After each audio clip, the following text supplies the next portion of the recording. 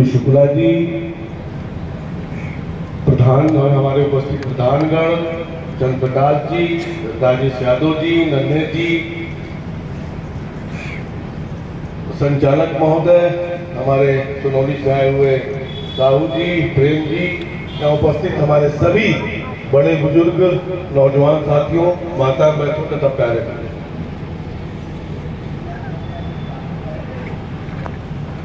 2023 पूरा प्रधानमंत्री जी ने घोषित किया था कि ये आजादी का 75वां वर्ष है और इसको हम अमृत महोत्सव के रूप में बनाएंगे। और ये विषय उन्होंने क्यों रखा था कि अगर आप देखें तो आजादी में जिन लोगों के वजह से आज हम यहाँ खुली में सांस ले रहे हैं, उनको कुछ गिने चुने क्षण में ही याद किया जाता है। 15 अगस्त हम पहले भी बताते थे, कुछ सरकारी कार्यालयों में, कुछ विद्यालयों में, कुछ जगहों पर ही सीमित तरीके से कोरम पूरा होता था और आजादी का महोत्सव हम मना लेते थे। लेकिन कल्पना करिए कि जिन शहीदों ने, जिन हमारे स्वतंत्रता सेनानियों ने पूरा जीवन व्यतीत करके, जान न्यौछावर करके इस देश को आजाद किया, उनको वो सम्मान पूरा प्राप्त हो जो हमारे समाज के लिए प्रेरणा है, जो हमारा नई पीढ़ी बढ़ रही है, उनको कम से कम उनके बारे में, उनके इतिहास के बारे में उन्हें याद करें, ताकि उनके मन में भी कहीं ना कहीं राष्ट्र के प्रति वो चिंता व्यक्त हो सके, उनकी जीवनी जानना चाहिए। हम उस देश के सपूत हैं जो हम माटी को, अपनी धरती माँ को माँ का रूप, माँ का सम्मान देते हैं। हम तिरंगे पे न्यौछावर हो जाते हैं देश के लोग।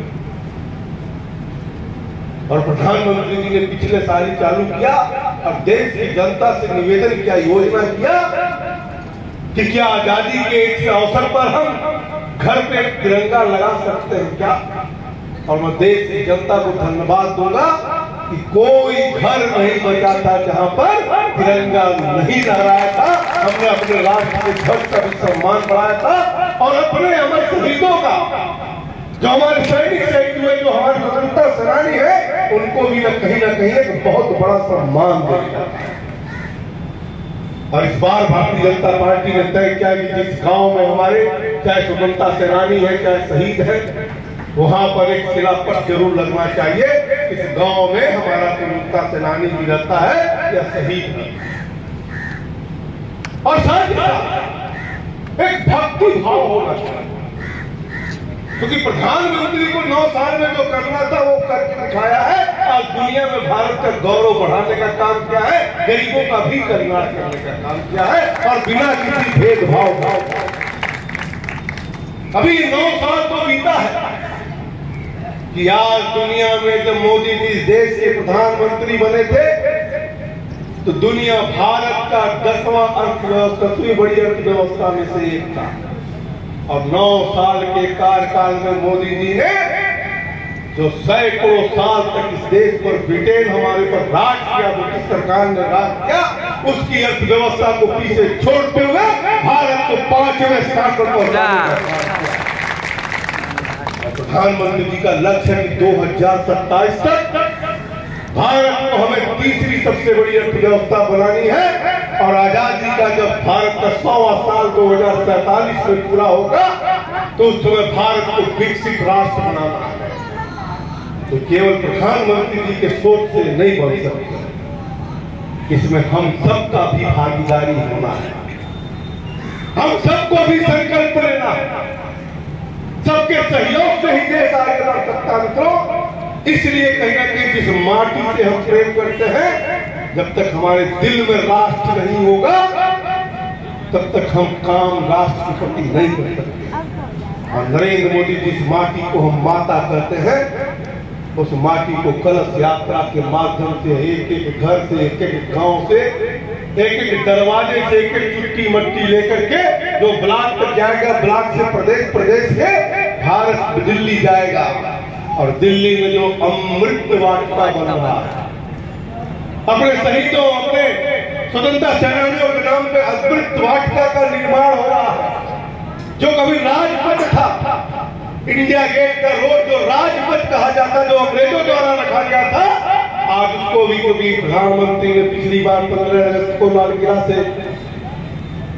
5 प्रतिज्ञा कराया था, जिसमें से एक था कि हम जो गुलामी का प्रतीक है उसको हम मिटाने का काम, और राजपथ को बदल करके कर्तव्य पथ किया।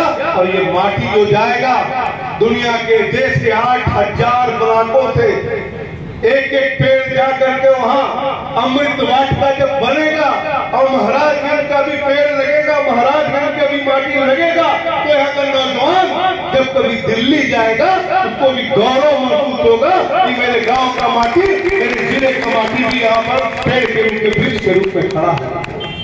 इससे कहीं ना कहीं देश में राष्ट्रभक्ति जगेगा, क्योंकि 2047 को हमें विकसित राष्ट्र बनाना है।